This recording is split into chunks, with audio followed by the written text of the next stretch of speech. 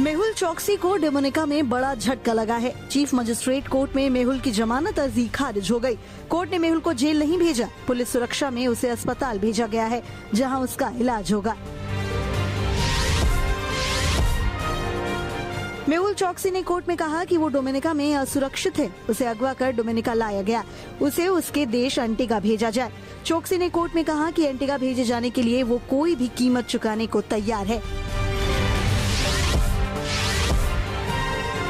मेहुल चौकसी के भारत प्रत्यर्पण पर डोमिनिका हाई कोर्ट में आज फैसला होगा। कल 4 घंटे तक चली सुनवाई में डोमिनिका सरकार ने कोर्ट में कहा कि मेहुल को भारत प्रत्यर्पण के लिए तैयार है।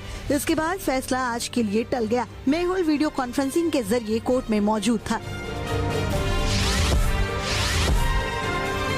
भगवाड़ा हीरा कारोबारी मेहुल चौकसी के प्रत्यर्पण को लेकर भारतीय अधिकारियों की टीम डोमिनिका में मौजूद है।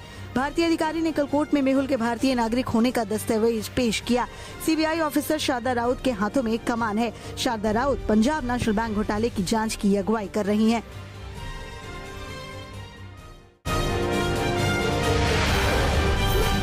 आज से आरएसएस की समन्वय की बैठक दिल्ली में शुरू हो रही है। ये बैठक 3 दिनों तक चलेगी। इसमें शामिल होने के लिए सर संघ चालक डॉक्टर मोहन भागवत भी हिस्सा ले रहे हैं। बैठक में संघ से जुड़े आला लोग के अलावा संघ के अलग अलग संगठनों के प्रमुख भी अलग अलग समय पर बैठक में शामिल होंगे। कुछ संगठनों के प्रमुख ऑनलाइन भी जुड़ेंगे। बैठक में कोरोना संकट के बीच हालातों की तैयारियों पर चर्चा हो सकती है। कोरोना काल में आम आदमी तक पहुंचने और उनके साथ संकट में खड़े दिखने की योजना के तहत संघ से जुड़े संगठनों को दिशा निर्देश दे सकता है। बिहार में लड़कियों की शिक्षा को लेकर नीतीश सरकार ने बड़ा ऐलान किया है। लड़कियों को उच्च शिक्षा की ओर आकर्षित करने के लिए बिहार सरकार ने राज्य के सभी मेडिकल और इंजीनियरिंग कॉलेजों में आरक्षण देने का ऐलान किया है। सरकारी ऐलान के अनुसार अब राज्य के सभी मेडिकल और इंजीनियरिंग कॉलेज में बिहारी छात्राओं को 33% आरक्षण मिलेगा। मुख्यमंत्री नीतीश कुमार के सामने वीडियो कॉन्फ्रेंसिंग के माध्यम से इंजीनियरिंग और मेडिकल विश्वविद्यालय स्थापित करने के संबंध में प्रस्तावित विधेयक का प्रेजेंटेशन दिया गया। दिल्ली की एक अदालत ने छात्र साल स्टेडियम में पहलवान सागर धनखड़ की हत्या के मामले में गिरफ्तार ओलंपिक पदक विजेता पहलवान सुशील कुमार को न्यायिक हिरासत में भेज दिया गया है और दिल्ली पुलिस की 3 दिन की हिरासत बढ़ाने की याचिका को ठुकरा दिया है। इससे पहले 29 मई को कोर्ट ने 4 दिन की पुलिस हिरासत को बढ़ाया था। पुलिस ने एक बार फिर कहा कि सुशील जांच में सहयोग नहीं कर रहा है, लेकिन रोहिणी कोर्ट ने पहलवान सुशील कुमार की पुलिस कस्टडी के लिए लगाई अर्जी को खारिज कर दिया। अभिनेत्री जूही चावला द्वारा 5G वायरलेस नेटवर्क को लागू करने के खिलाफ लगाई गई याचिका पर दिल्ली हाई कोर्ट में सुनवाई हुई। मामले की सुनवाई वर्चुअल मोड में हो रही थी। इस दौरान बीच में ही एक शख्स ने जूही चावला की फिल्म का गाना गाना शुरू कर दिया, जिसके बाद मामले की वर्चुअल मोड में हो रही सुनवाई को बीच में ही रोकना पड़ा। कोर्ट ने उस व्यक्ति को वर्चुअल हियरिंग से बाहर निकालकर दोबारा सुनवाई शुरू की। कोर्ट ने इसे बेहद गंभीरता से लेते हुए कोर्ट की अवमानना का नोटिस जारी किया और पुलिस को इस मामले में उस व्यक्ति का पता लगाकर उसके खिलाफ कार्रवाई का आदेश दिया। दिल्ली सरकार ने अपनी शराब नीतियों में बदलाव कर दिया है। सरकार ने शराब की होम डिलीवरी की अनुमति दे दी है, लेकिन अभी भी इसके होम डिलीवरी में काफी समय लग सकता है। दरअसल दिल्ली में पहले से ही शराब के होम डिलीवरी का ऑप्शन था, लेकिन पहले इसे मंगवाने के लिए फैक्स या मेल करना होता था। सरकार ने आबकारी नीतियों में थोड़ा सा बदलाव करते हुए अब ईमेल और फैक्स की जगह पोर्टल और ऐप कर दिया है। ऐसे में इसके लिए शराब व्यापारियों को लाइसेंस लेने के लिए बोली में हिस्सा लेना पड़ेगा, जिसकी तारीख अभी तय नहीं की गई है।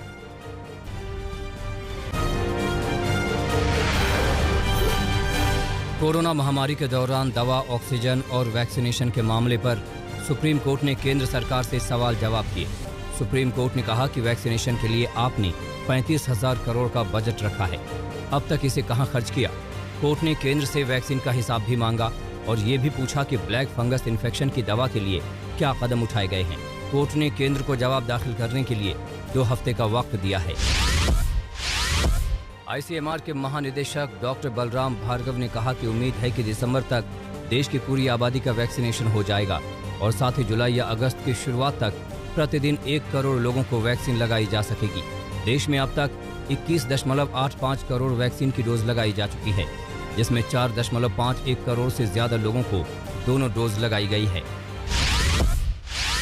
the middle of the year or early part of July or in middle of July or early August, we will have more than enough doses to vaccinate up to 1 crore per day. And we should be able to cover up this little, if you're going from destination A to destination B, if you're traveling by car or by train, sometimes the speed is high, sometimes the speed is slow. So you ultimately want to reach the destination in a limited time. And that is what our purpose is, to cover the entire population by December, which we should be able to do. So you have to have patience. देश में corona virus संक्रमण की दूसरी लहर धीमी पड़ रही है। राष्ट्रीय पॉजिटिविटी रेट में लगातार गिरावट देखी जा रही है। वहीं एक्टिव केस का लोड भी कम हो रहा है। देश में एक्टिव केस की संख्या 17,93,000 हो गई है। स्वास्थ्य मंत्रालय के मुताबिक देश में 29 राज्य और केंद्र शासित प्रदेश ऐसे हैं जहां प्रतिदिन 5,000 से कम मामले दर्ज किए जा रहे हैं। 28 अप्रैल से 4 मई के बीच देश में 531 ऐसे जिले थे जहां प्रतिदिन 100 से ज्यादा मामले दर्ज किए जा रहे थे। ऐसे जिले अब 295 रह गए हैं। बंगाल की मुख्यमंत्री ममता बनर्जी ने वैक्सीन को लेकर मोदी सरकार पर हमला बोला है। ममता ने कहा कि केंद्र सरकार बहुत कुछ कहती है पर होता नहीं है। ममता के मुताबिक मामले को लेकर ओडिशा और केरल के सीएम से बात की और सभी ने फ्री वैक्सीन देने पर सहमति जताई। ममता ने कहा कि केंद्र राज्यों को तो वैक्सीन नहीं दे पा रहे हैं, ऐसे में दिसंबर तक कैसे पूरे देश को वैक्सीनेट करेंगे। महाराष्ट्र में कोरोना की रफ्तार में कमी देखी जा रही है। पिछले 24 घंटे में 15,169 लोग कोरोना से संक्रमित हुए हैं और इतने ही समय में 29,270 मरीज संक्रमण से उभरे हैं। महाराष्ट्र में अब तक 57,76,184 लोग कोरोना से संक्रमित हुए हैं और इनमें से 96,751 मरीजों की मौत हुई है। वहीं 54,60,589 मरीज संक्रमण से उभरे हैं। मुंबई की बात करें तो 24 घंटे में 923 लोग कोरोना से संक्रमित हुए हैं और 31 मरीज की मौत हुई है। महाराष्ट्र सरकार ने ग्रामीण इलाकों में कोविड-19 को फैलने से रोकने के लिए प्रेरित करने के मकसद से कोरोना मुक्त गांव प्रतियोगिता की घोषणा की। इस प्रतियोगिता के तहत हर राजस्व मंडल में कोविड-19 से निपटने के लिए अच्छे काम करने वाली 3 गांव पंचायतों को इनाम दिए जाएंगे। प्रथम पुरस्कार के तहत 50 लाख रुपए दिए जाएंगे, दूसरे विजेता को 25 लाख और तीसरे विजेता को 15 लाख रुपए दिए जाएंगे। राज्य में 6 राजस्व मंडल हैं, इसलिए कुल 18 पुरस्कार होंगे। इनाम की कुल राशि 5.4 करोड़ रुपए है।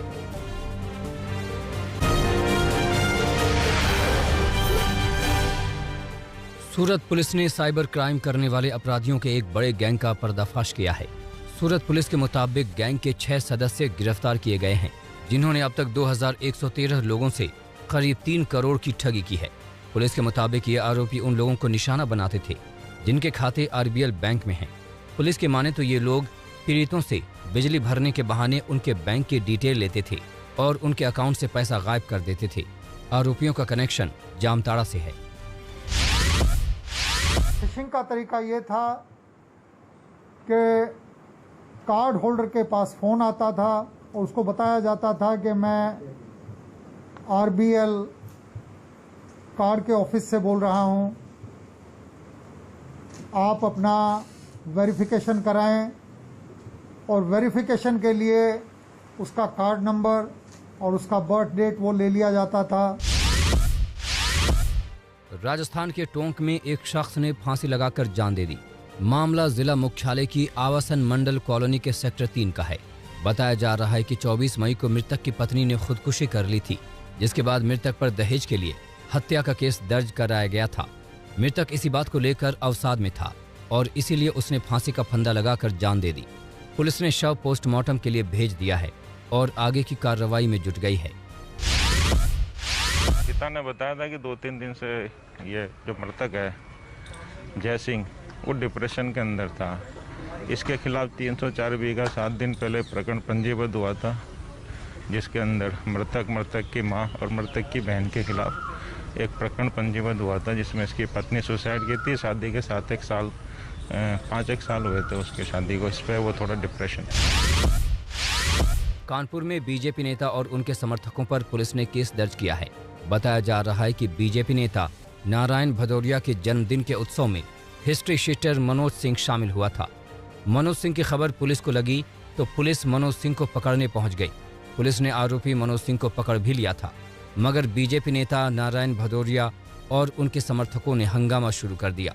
बीजेपी नेता ने पुलिस वालों से धक्का मुक्की की और मनोज सिंह को पुलिस से छुड़ाकर भगा दिया। पुलिस ने वांछित को भगाने वाले लोगों पर केस दर्ज कर लिया है। उत्तर प्रदेश के सुल्तानपुर जेल में हत्या के एक आरोपी ने फांसी लगाकर जान दे दी। बताया जा रहा है कि अप्रैल में एक युवक की हत्या हुई थी, जिसकी हत्या के आरोप में 10 दिन पहले विपिन नाम के युवक को गिरफ्तार किया गया था।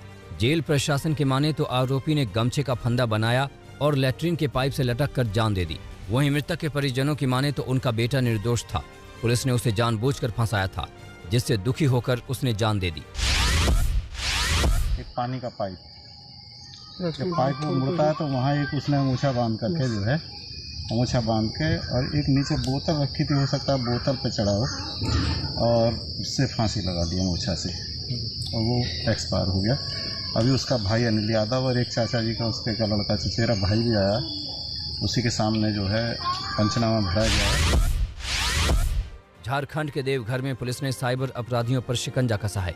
पुलिस ने अलग अलग थाना क्षेत्र में साइबर अपराध करने वाले 12 आरोपियों को गिरफ्तार किया है। आरोपियों के पास से 28 मोबाइल, 12 एटीएम, 2 लैपटॉप समेत 3 बाइक बरामद हुई है। पुलिस आगे की जांच में जुट गई है।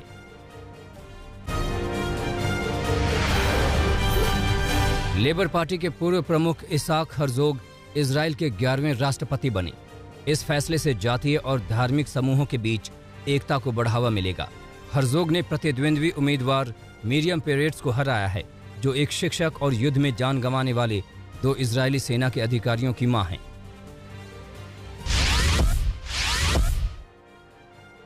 पेरू पॉपुलर फोर्स की नेता और राष्ट्रपति उम्मीदवार कोइको फुजिमोरी के खिलाफ नाराजगी बढ़ गई है। फुजिमोरी की उम्मीदवारी के खिलाफ हजारों लोगों ने मार्च निकाला। फुजिमोरी मानवाधिकार हनन के मामले में सजा काट रहे पूर्व राष्ट्रपति अल्बर्टो की बेटी हैं। लोगों ने फुजिमोरी को उनके पिता से जोड़कर विरोध किया।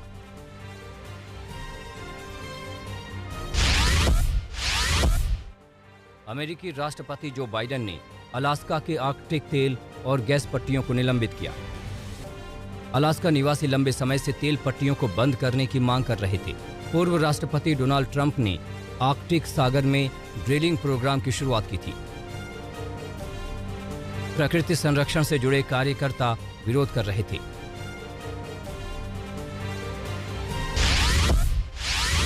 ओमान की खाड़ी में ईरानी नौसेना का सबसे बड़ा जहाज खर्ग डूब गया है।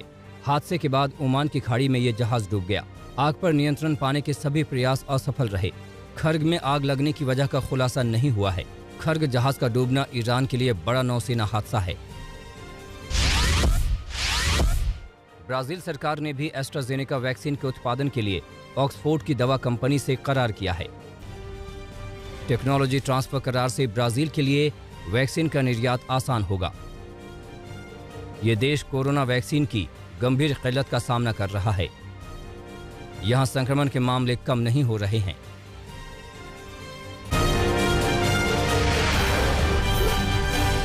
थाईलैंड को जल्द एस्ट्राजेनेका वैक्सीन की बड़ी खेप मिलेगी। एस्ट्राजेनेका थाईलैंड की सियाम बायोसाइंस के साथ मिलकर देश में कोरोना का टीका बनाएगा। पहली बार ये कंपनी वैक्सीन बनाएगी। Thai company Siam Bioscience 61 million corona vaccine की खुराक बनाएगी। रूस में शुरू हुआ जानवरों का वैक्सीनेशन। मार्च महीने में ही रूस ने जानवरों का टीका बना लेने का दावा किया था। ये वैक्सीन कुत्ता, बिल्ली, लोमड़ी और मिंक में एंटीबॉडी बनाएगा। रूस की सरकार ने कहा कि कोरोना वायरस से जानवरों को बचाने में वैक्सीन सफल होगी। दुनिया में कोरोना के मामले 17 करोड़ 20 लाख के पार हो गए हैं। अब तक 35,77,000 से ज्यादा लोगों की महामारी से जान चली गई। 15 करोड़ 45 लाख से ज्यादा कोरोना को मात देने में कामयाब हुए।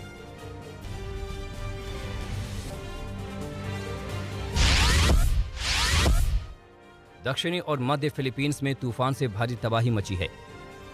तूफान के बाद बाढ़ जैसे हालात हैं। कई जगह भूस्खलन की घटनाएं हुई हैं। सैकड़ों लोगों को सुरक्षित स्थानों पर रेस्क्यू किया गया। तूफान की चपेट में आकर 3 लोगों की जान चली गई। राहत बचाव का काम जारी है। चीन के हैलोंग गजियांग प्रांत में बवंडर से भारी नुकसान पहुंचा है। सैकड़ों घर क्षतिग्रस्त हो गए हैं। खेतों में फसलों को नुकसान पहुंचा है। बवंडर की चपेट में आने से एक शख्स की मौत हो गई है, 16 लोग घायल हुए हैं। 250 से ज्यादा लोगों को सुरक्षित स्थानों पर पहुंचाया गया।